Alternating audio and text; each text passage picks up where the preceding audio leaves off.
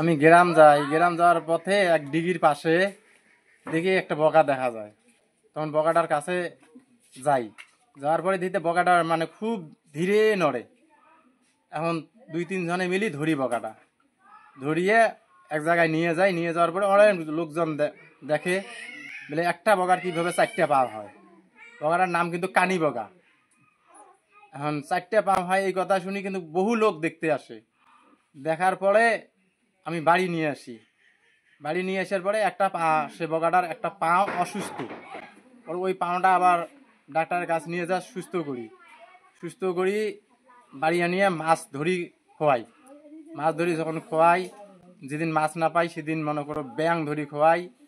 এখন খোয়ার পরে এখন অনেকে বলে বলে বগাটা পুষি তুই কি করবি? আমি কই না, আমি পুষপাছি, অসুবিধা কি, ছাড়ি দিলে তো অন্য কেউ ধরি খাবে, আমি ছাড়ি দেবো কে? যদি নিজে সে উড়াইতে পারে তখন আমি ছাড়ি দেবো।